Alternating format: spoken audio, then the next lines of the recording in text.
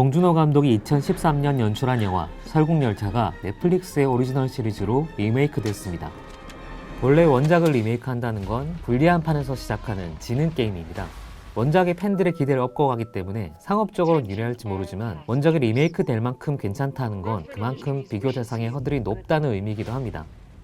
리메이크작은 단순하게는 딱 두 가지로 나뉩니다. 원작을 최대한 충실히 재현하거나 최대한 재해석을 해서 원작과는 다른 길을 가거나, 드라마 설국열차는 후자의 길을 갑니다. 드라마가 선택한 시간대는 7인의 반란이 일어난 지 4년 뒤, 그리고 맥그리거의 반란이 있기 6년 전인 시간대입니다. 인류를 태우고 7년째 달리고 있는 설국열차가 있고 거기서 살인사건이 발생합니다. 이를 해결하기 위해서 꼬리칸에 한 남자가 차출되고 열차의 여러 칸을 오가며 모두의 생존이 걸린 비밀을 추적해 나가죠. 평단의 반응은 대체로 시각적으로는 더 놀랍고 매 에피소드의 긴장감이 잘 살아있다는 쪽에서는 호평을 하고 있습니다. 반대로 영화가 제시한 혁명에 대한 은유나 메시지에는 도달하지 못했다는 쪽에서는 혹평을 보였습니다. 롤링스톤즈의 평을 인용하면 영화는 기차를 무시무시한 상징으로 사용한 데 반해 드라마는 현실적으로 그리려고 했고 결국 실패했다고 합니다. What do you see when you look at this train? I see a fortress to class. 누구도 봉준호 같은 영화를 만들 수는 없을 겁니다. 봉준호 장르라는 말이 나온 이유는 익숙한 패턴을 가지고 자신만의 호흡과 리듬을 만들어내는 그의 탁월한 해석 때문이니까요. 그 고유성이 바로 봉준호가 오늘날 거장, 작가로 인정받는 이유이고 드라마 설국열차가 굳이 원작에 충실하게 만들지 않은 이유이기도 하겠죠. 어차피 도달할 수 없다면 아예 무대를 옮겨버리는 편이 그나마 유리하니까요. 이번 시간에는 드라마 리메이크를 기념해서 봉준호 감독의 설국열차를 다시 되돌아봤습니다. 이번 주 썸띵작 설국열차입니다.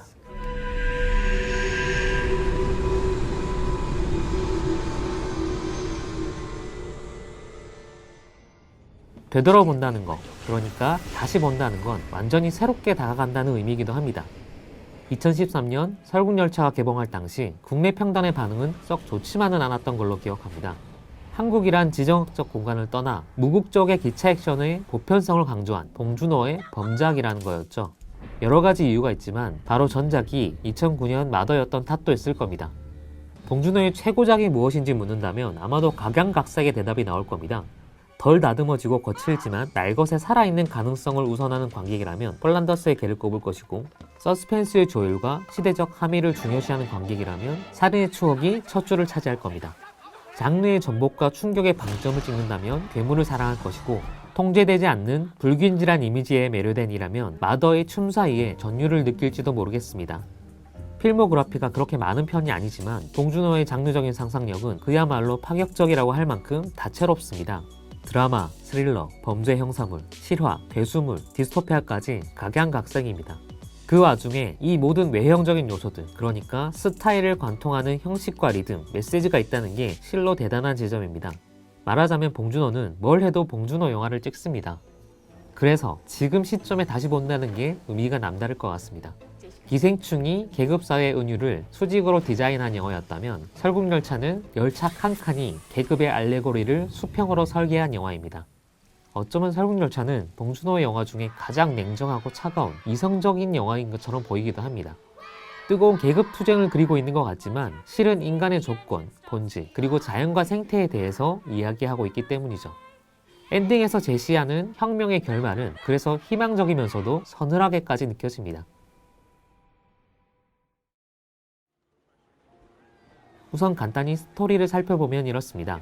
지구온난화로 환경이 급격히 악화되자 인류는 CW7이라는 물질을 대기권에 쏘아 올려 지구의 온도를 낮추려고 합니다.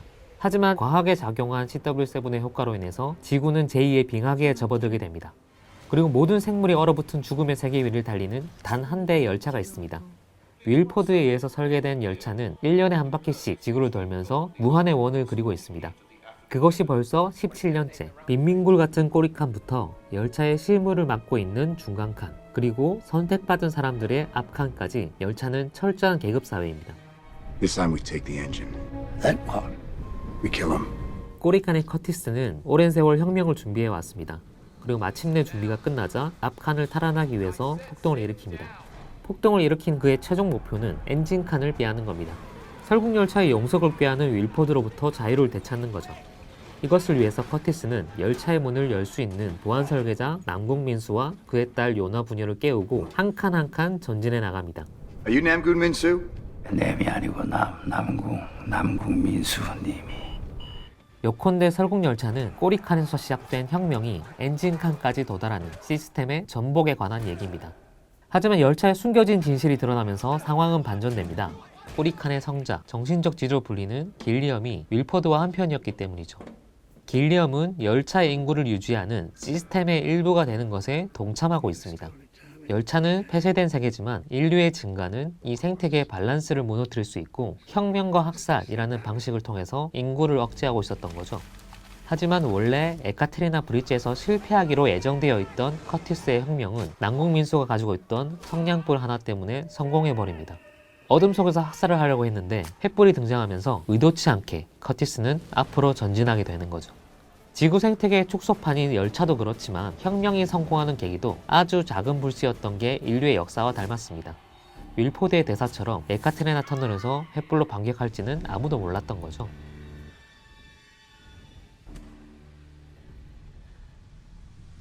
설국열차는 시스템 안쪽의 혁명을 이야기하다가 시스템 자체에 대한 질문, 그러니까 인류라는 종에 대한 고찰로 이어지는 이야기인 셈입니다.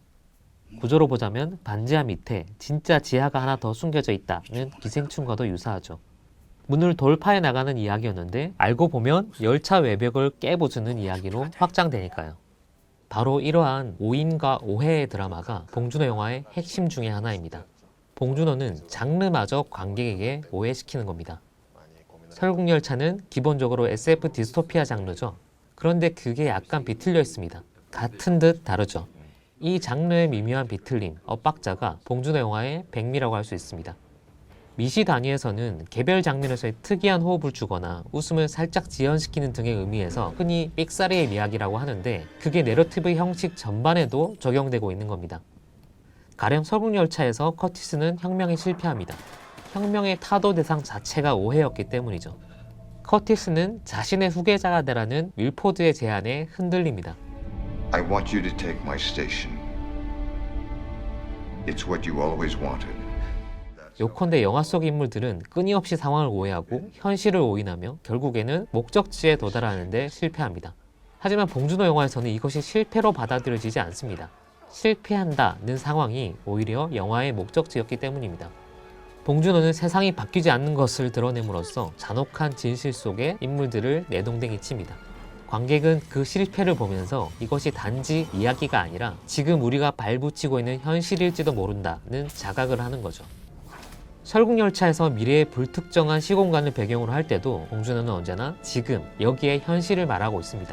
봉준호 영화의 불꽃은 바로 그 엇박자와 빅사리의 틈새, 내가 아는 장르 영화랑 비슷한데 다르다는 그 차이에서 발생합니다. 지극히 영화적인 장치, 그러니까 장르 컨벤션에서 출발한 영화는 실패를 통해서 마침내 우리가 살고 있는 현실 영역에 도달하는 거죠.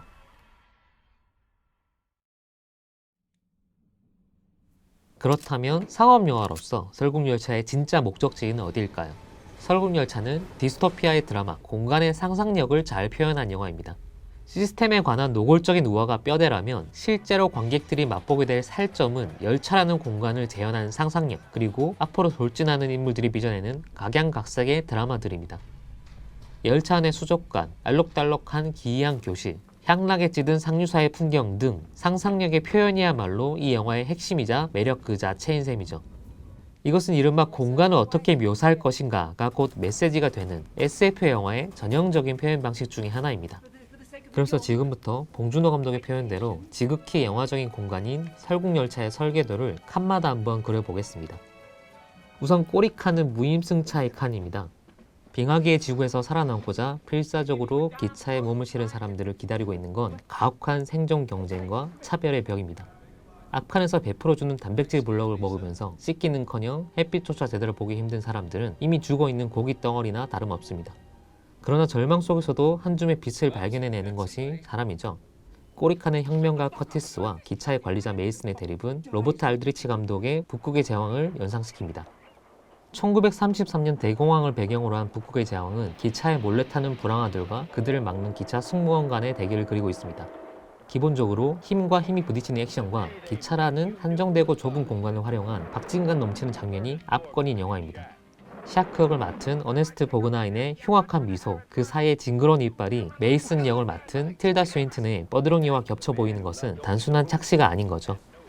I'm fine, Gray. You go now. 앞서 꼬리칸 쪽의 액션이 과밀도 상태에서 폭발하는 육체적인 에너지 중심이라면 압축한 사람들이 거주하는 구역에서의 싸움은 1대1 위주의 빠르고 정밀한 액션으로 변모합니다. 커티스 일행이 통유리로 되어 있는 수영장 칸을 지나갈 때 기차의 곡선 구간을 계산해서 건너편 기차칸으로 총알을 날리는 장면이 있습니다. 이 장면은 흡사 원티드에서 휘어지는 총알을 날리는 장면을 연상시킵니다.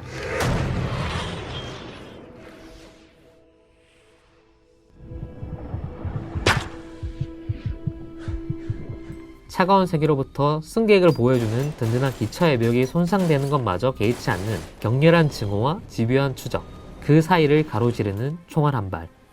건너편 차량으로 총을 쏘는 장면이야 기차 영화의 정석이라고 할 만큼 다수의 영화에서 등장하지만 원형을 그리며 휘어진 차량을 가로질러서 서로에게 총을 쏘는 장면은 그렇게 흔하지 않습니다. Curtis, dear boy. Come in. 설국열차가 만들어진 이래 처음으로 그리고 유일하게 꼬리칸부터 엔진칸까지 지나온 커티스는 엔진칸에 이르러서 기차의 설계자인 윌포드로부터 윤리적인 딜레마를 강요받습니다. 윌포드는 기차라는 폐쇄된 생태계를 유지시켜 나가기 위해서 다소간의 희생은 불가피하다고 말합니다. 과연 전체를 위해서 소수의 희생을 강요하는 것이 정당한가? 이 해묵고 진부한 논쟁을 파고드는 한편 영화가 있습니다. 제76회 아카데미 시상식 단편영화 작품상에 노미네이트된 체코의 단편영화 모스트입니다. 기차가 오가는 큰 다리를 관리하는 아버지와 그런 아버지를 따라온 아들. 기차는 그날따라 평소보다 빨리 들어오고 아들은 미처 눈치채지 못한 아버지를 대신해서 다리를 내리려다 그만 다리 사이로 떨어집니다. 그 모습을 목격한 아버지, 그리고 다가오는 기차. 아들을 살리고 기차 내 승객들을 죽일 것인가? 아니면 아들을 죽이고 많은 사람들을 살릴 것인가? 종교적인 색채를 빼고 보아도 충분히 의미 있는 질문 남기는 이 영화가 하필이면 설국열차를 촬영했던 체코의 영화라는 것도 절묘합니다. 설국열차는 눈 덮인 산 위를 구르는 작은 조약들처럼 부피와 속도를 더해가면서 맹렬히 달려나가는 영화입니다. 마더가 지정학적 뉘앙스가 가장 짙게 배어 있다면 설국열차는 국적이 가장 적극적으로 제거된 장르 영화에 대한 변주와 게임이고, 이후 옥자는 한국적인 공간과 글로벌 시네마로서의 가능성, 양쪽을 적극적으로 오가는 영화였습니다. 이런 작업들을 거쳐서 마침내 기생충이 나온 거다라고 말해도 과장이 아닐 겁니다. 다시 말해서 설국열차는 기생충이라는 칸으로 가기 위해서 반드시 거쳐가야 했을 칸입니다. 이걸 중간에 스킵하거나 점프할 수는 없습니다. 이 기차는 순차적으로 돌파해 나갈 때 더 특별한 감흥을 남깁니다. 그래서 혹시라도 설국열차를 보지 못한 분이 있다면 지금이라도 꼭 보고 오시기 바랍니다. 아마도 봉준호라는 열차의 앞칸은 그곳을 향한 흥미진진한 모험은 앞으로도 계속될 것이기 때문입니다. 오늘의 썸띵작, 한없이 단순하고 믿을 수 없이 다양한 세계를 보여준 설국열차였습니다.